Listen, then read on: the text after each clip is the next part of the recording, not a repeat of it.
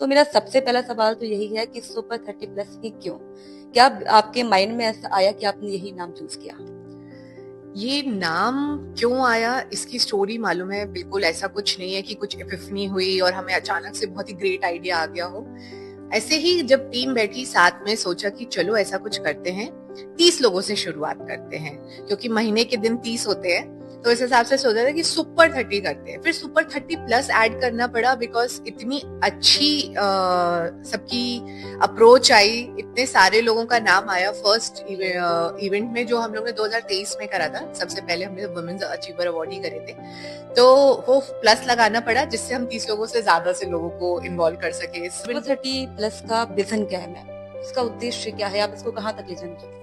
हमारे उसमें अगर हम लोग मेजरली गूगल फॉर्म से वर्क करते हैं। हमारा ऐसा कोई अप्रोच वाइज नहीं रहता है कि बस आपने बोल दिया कि हमें चाहिए और हम आपको अवार्ड दे देंगे, ऐसा नहीं रहता।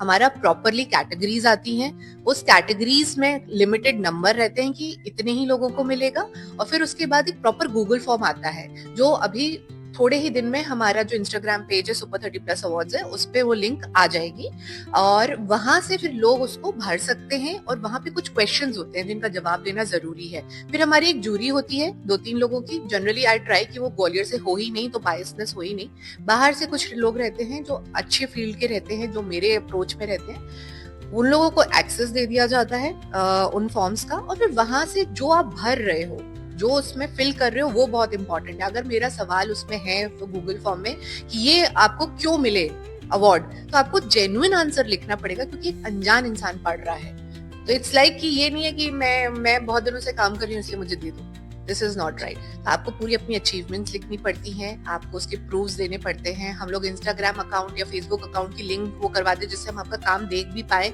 विजन क्या है मैम? इसका उद्देश्य क्या है? आप इसको कहाँ तक ले जाएंगे? देखिए, ये बहुत ही अच्छा सवाल है। कहाँ ले जाना चाहते हैं ये मुझे अभी नहीं पता है क्योंकि ये ऑनगोइंग जर्नी है।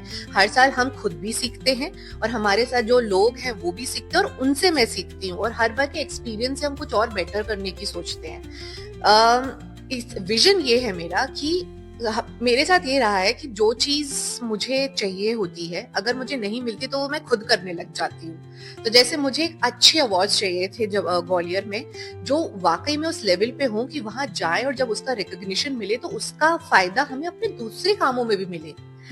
तो जब देखा कि यहाँ पे वो चीज नहीं मिल रही है तो खुद शुरुआत करी, खुद उस चीज को शुरू किया। आज जो आए यहाँ पे सिर्फ वो अवार्ड लेना ना आए, वो उसका अचीवमेंट लेकर आए, उसकी अचीवमेंट को वाकई में अप्रिसिएशन मिले। ये नहीं है कि बस हमने 1 साल से काम करना शुरू करा है तो हमें अवार्ड दे दो।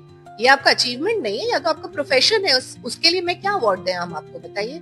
आपने कुछ एक्सेप्शनल किया है, आपने कुछ अच्छी चीज करी है, तब जाके आप उसको अवार्ड क्या होता है? अवार्ड आपके काम का वैलिडेशन और अप्रिसिएशन होता है कि हाँ, हम कुछ लोग हैं जो आपको रिकॉग्नाइज कर रहे हैं इस काम के लिए जो आप कर रहे हैं अच्छा काम। तो वही चीज हम दिखाना चाहते हैं कि जो यहाँ का टैलेंट है या जो अचीवर्स, विमेन अचीवर्स हैं जिन्होंने सालों से अपना इतना अच्छा काम किया है, हम उनको सब प्लेटफॉर्म, हमारे प्लेटफॉर्म के थ्रू बाकी लोगों को दिखा पाए। और सिर्फ ये ग्वालियर से वो नहीं है रिलेटेड, आप मध्य प्रदेश, भारत कहीं से भी इन अवार्ड्स में आ सकते हैं। और हम एक फॉर्म देते हैं, फिल करते हैं, कुछ लोग सिलेक्ट हो जाते हैं, कुछ लोग नहीं हो पाते हैं। आई थिंक आप कह रहे हैं वो सही है, तो कुछ लोग डिमोटिवेट भी हो जाते हैं। तो ऐसे लोगों को लिए आप क्या बोलना चाहेंगे?